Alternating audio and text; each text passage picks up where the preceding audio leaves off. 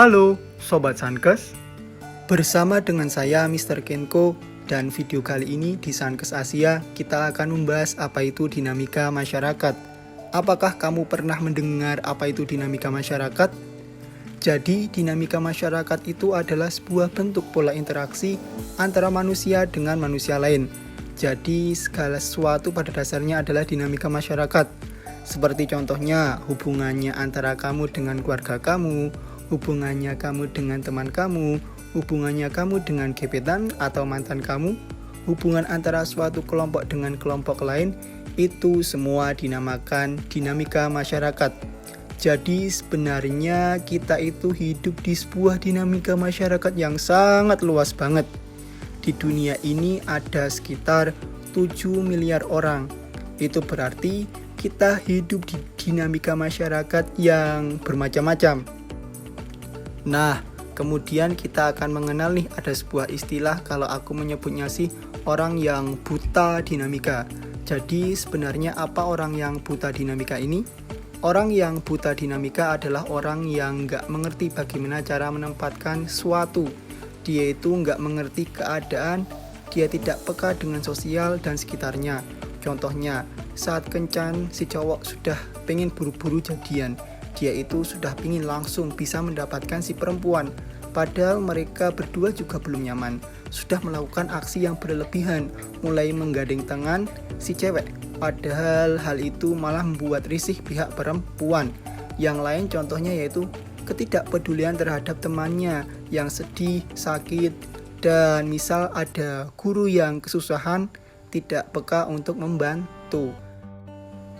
Jadi apa sih yang membuat kita jadi tumpul atau buta dinamika, atau bahkan tidak mengerti cara bersosialisasi? Itu karena kita jarang melatihnya, dan kemudian kita nggak mengerti, karena nggak ada yang mengajari atau mengingatkan kita. Cara bersosial ini jadi lama-lama skillnya mulai tumpul, plus ditambah dengan pemahaman-pemahaman di luar sana yang bisa dibilang kurang tepat, hingga menyebabkan kamu jadi tidak mengerti bersosialisasi dengan orang lain. Sebenarnya yang kamu perlukan untuk bisa mengerti bagaimana cara membaca dinamika ini sederhana banget. Ada dua hal yang perlu kamu kuasai. Yang pertama tentang kecerdasan sosial. Kecerdasan sosial yaitu bagaimana kamu bersosialisasi dengan orang lain. Yang kedua itu ada kecerdasan emosi. Kecerdasan emosi yaitu bagaimana kamu mengatur emosi kamu, bagaimana kamu tidak terburu-buru ketika sedang berkomunikasi dengan orang lain, bagaimana kamu tetap tenang di situasi yang tidak nyaman.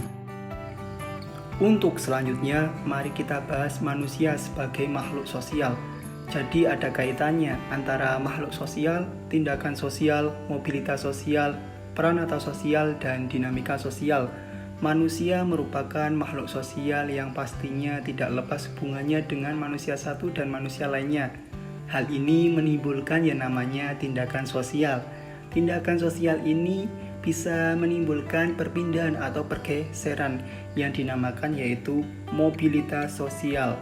Mobilitas sosial ini dibagi lagi jenisnya, ada mobilitas sosial horizontal, vertikal, antar generasi, intragenerasi, dan geografis.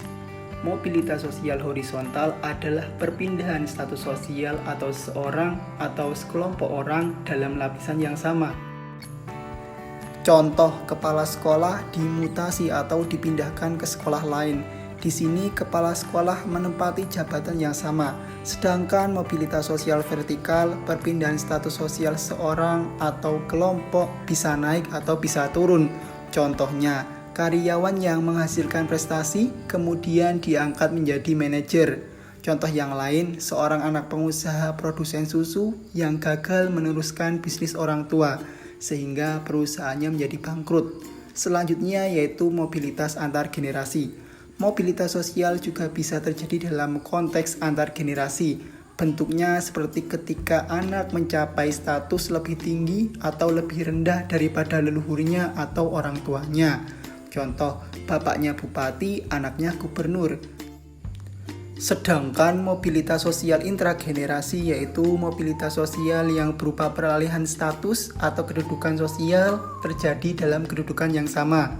Misalnya antara kakak, sepupu, adik, dan juga teman. Contohnya, adik bekerja sebagai petani dan kakak bekerja sebagai pedagang. Lalu yang terakhir mobilitas geografis, yaitu perpindahan individu atau kelompok dari satu daerah ke daerah lain, seperti transmigrasi, urbanisasi, dan migrasi. Contohnya, transmigrasi sekelompok orang dari Jawa ke Bali. Selanjutnya, di dalam mobilitas sosial perlu adanya sistem tata kelakuan dan hubungan yang berpusat pada kegiatan untuk memenuhi kebutuhan masyarakat. Nah, itu disebut dengan pranata sosial. Lah, contoh dari pranata sosial itu ada pranata keluarga, pranata pendidikan, contohnya sekolah, pranata politik, contohnya DPR, pranata kesehatan, ada puskesmas. Fungsi dari pranata sosial adalah 1. Menjaga keutuhan masyarakat, 2. Memberikan pegangan kepada masyarakat untuk mengadakan suatu sistem pengendalian sosial. Yang ketiga, memberikan pedoman kepada anggota masyarakat tentang cara bertingkah laku dan bersikap. Di dalam pranata sosial atau lembaga pasti ada sebuah masalah. Lah, masalah ini menimbulkan yang namanya perubahan sosial dalam masyarakat. Ini dinamakan dinamika sosial. Contohnya aksi demo menuntut gaji, terbentuknya LSM untuk menuntut aspirasi rakyat, perubahan akses jamban yang zaman dahulu di luar menjadi di dalam. Selanjutnya, dalam sebuah masalah manusia membutuhkan orang lain, sehingga disebut manusia sebagai makhluk sosial.